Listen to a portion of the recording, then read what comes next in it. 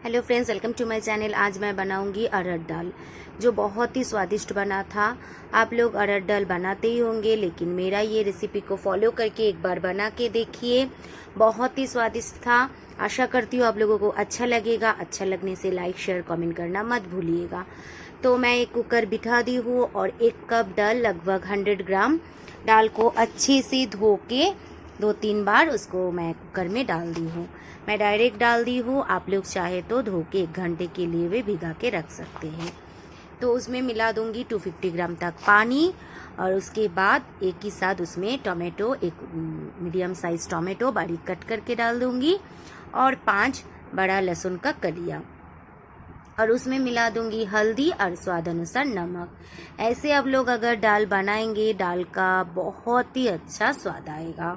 तो ऐसे डाल के कुकर का ढक्कन लगा दीजिए, और हाई फ्लेम पे 1 विज़ल और लो फ्लेम पे 2 विज़ल, टोटल 3 विज़ल लगाने के बाद मैं गैस बंद कर दी थी। और अपने आप पूरा ठंडा होने के बाद कुकर को मैं ढक्कन खोल के देखी हूँ। हम लोग दाल जो है पूरा सॉफ्ट हो चुका था। तो उसमें फिर से मैं 250 ग्राम तक पानी मिला दी हूँ, और पानी उबालने आने के बाद चाहे दाल घोटना हो और चाहे हैंड विस्कर हो, आप दाल को अच्छे से फेंट लीजिए, क्योंकि दाल में जो लहसुन और टमाटो हम दिए थे वो अच्छे से सॉफ्ट हो जाए। सॉफ्ट तो हो गई है, मतलब दाल में मिक्स हो जाए। उसके बाद दाल को साइड में रख के मैं एक तड़के के लिए कढ़ाई बिठा दी हूँ, और कढ़ाई में डाल दूंगी सरसों का तेल 2 टेबल स्पून। ये दाल एक बार बना के देखिए। बहुत सिंपल तरीके से बनाई हूँ और कम मसाला देके, लेकिन एक थाला चावल भात आप ऐसे ही खा लेंगे।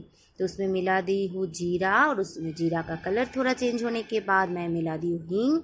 एक छोटा साइज का जो प्याज को मैं बारीक से कट करके इसमें मिला दी हूँ, और 3 मिर्ची को एकदम कट करके उसमें मिला दी हूँ।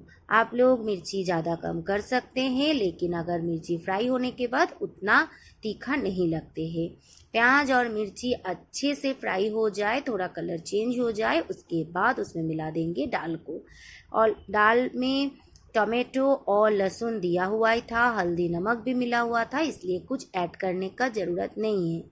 तो इसमें अच्छे से मिक्स कर दी हूँ। मिक्स कर देने के बाद मैं दे दूंगी उसमें कटा हुआ धनिया पत्ता, एकदम बारीक से कट करके डाली हूँ। धनिया पत्ता ज़रूर डालिए, तो दाल का जो स्वाद है बहुत बढ़िया आता है। और धनिया पत्ता डाल के अच्छे से मिक्स करके मैं एक उबाल आने के लिए वेट करूँगी। धनिया पत्ता दे के ज़्यादा टाइम तक उबालने का ज़रूरत नहीं है, बस उसे 2-3 मिनट उबालने के लिए रख दीजिए। उसके बाद गरम गरम चावल के साथ सर्व कीजिए। मैं इसे पकोड़ा के साथ सर्व की थी, जो मसूर दाल का पकोड़ा है। और मसूर दाल का पकोड़ा का रेसिपी मैं डिस्क्रिप्शन बॉक्स में दे दूंगी, आप लोग जाके एक बार ज़रूर देख लीजिएगा। मेरा हर एक वीडियो देखिए, हर एक रेसिपी देखिए। आशा करती हूँ आप लोगों को अच्छा लगेगा, और अगर अच्छा लगे लाइक शेयर के साथ साथ मुझे कमेंट भी कीजिए। आप लोग कमेंट करेंगे तो ही मुझे पता चलेगा मैं कैसे बना रही हूँ और आप लोगों को कैसा लग रहा है। तो किसको किसको अच्छा लगे, और इस तरीके से एक बार बना के ज़रूर देखिए। नया चैनल है, कमेंट कीजिए, लाइक कीजिए, शेयर कीजिए, सब्सक्राइब कीजिए। Thank you for watching.